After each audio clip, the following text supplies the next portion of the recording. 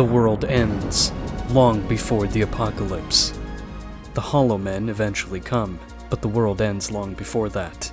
It starts to end when people notice that everyday simple things become a little more expensive. Everyone's homes get smaller, their work hours get longer, but their pay stays the same. They wake up thinking about work and go to bed thinking the same thing. They see family and friends less and find that they care less about them. It starts to end when people cling themselves to technological distractions and fantasy to avoid reality, when they give up whatever dream they used to have about their lives, when the only thing left for them is the bitter reality of trying to make ends meet. That's how the world ends. Then comes the Hollow Men. Dave Griffin, 28, well set with a good job and a cushy life. Every day, Dave follows the same routine. Coffee and oatmeal at 8, then off to work. Lunch is at precisely noon, always at the same cafe. Evenings are spent in the same cycle of gyms, grocery stores, and meal preps. On Sundays, the same family dinner, the same old stories and recycled jokes. Slaved by a life of comfort, Dave feels empty, aching for something more, something different. There must be more to him than work, coffee, and oatmeal. Oh, how he wished for a change. Any change. He wanted to be more, but every day ended exactly how it started. Days flow by. Weeks turn into months, turn into years. But Dave stays exactly the same.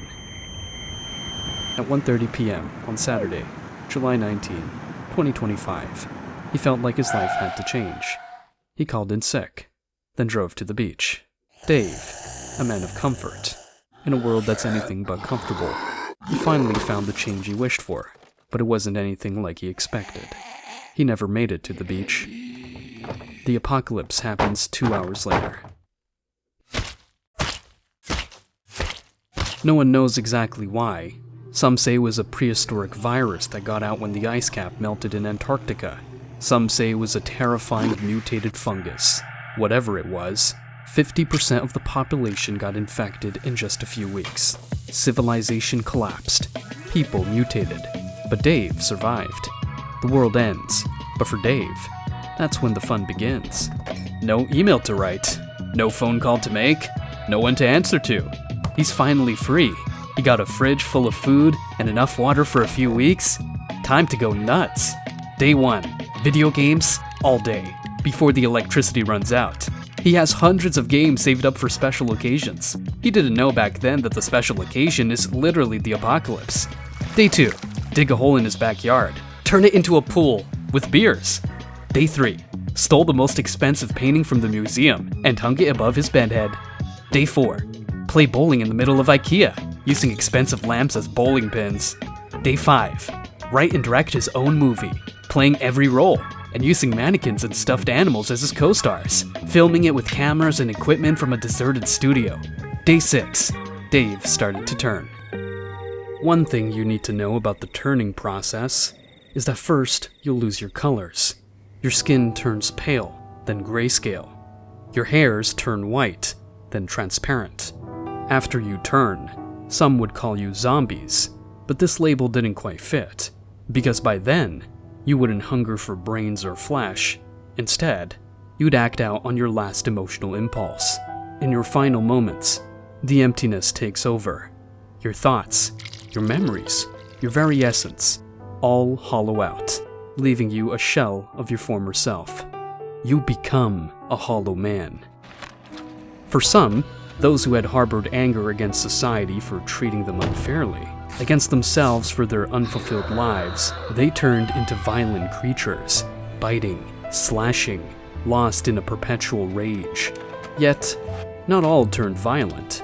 Most, those who had lived lives of quiet monotony, became slow, docile creatures, haunting the city. They mimicked the routines of their past lives. They still waited at the bus stops for buses that would never arrive. They wandered down familiar streets as if they still had errands to run. In the decaying aisles of abandoned supermarkets, they ambled aimlessly. That's how our Dave would have become. But he's lucky.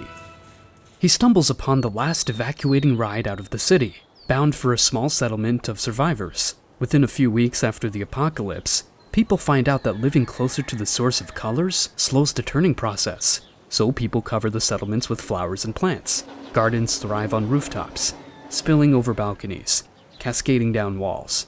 Dave learns from them farming and gardening. Like them, he learned to fill his house with roses, stuffed his bed with lavenders, and placed sunflowers by his pillows. The settlement becomes a heaven of scent and sight.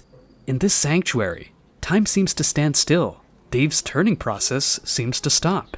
There, Dave finds what heaven must have looked like to people before the apocalypse. Food is readily available. The community is close-knit. People know each other by names, faces, and stories.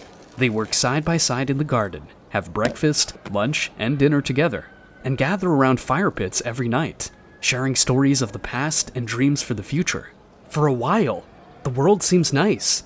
Very nice. Yet, heaven for all might be hell for others. The monotony of life within the settlement eventually gets to Dave. One day he wakes up finding his hair losing more colors, and his heart turning heavy. He has enough sleep, yet he doesn't want to get out of bed. He just wants to sink into it. He's tired of saying the same thing every morning. Hello, neighbor. Hello, neighbor. Tired of doing the same thing every day, meeting the same people. Again, he aches for something more. He realizes he never sees the northern lights, never camp by the beach, never do bridge jumping, never try graffiti, never try dancing. He realizes that he lives here not because he really wanted to, but because he didn't want to be one of those hollow men out there. But maybe he's not too different from them now. One emptied of life, the other emptied of meaning. So he said to himself, screw it, and venture outside of the settlement. Some call him crazy, others call him suicidal. He has a perfect life in the settlement, they say. He should be grateful for what he has, they condemn. But Dave knows that if he didn't do this now, he might never make it out. As the old saying goes, there's a time for departure, even when there's no certain place to go. So he rebels against meaninglessness. When he leaves the settlements, he knows the turning process might resume, but he didn't really care. Every day, he chose a new hobby, a new dream, new destination, throwing himself into each with the passion of a man who knows there's nothing to lose, because there was never anything to gain. There's still so much beauty to see, so he drives on, as far as the road would take him. He drives for hours, then stops occasionally to plant flowers, not for survival, just the beauty of it. He paints murals on crumbling walls, splashes of color against his own decay. He writes poetry on abandoned billboards, verses that dance with the wind.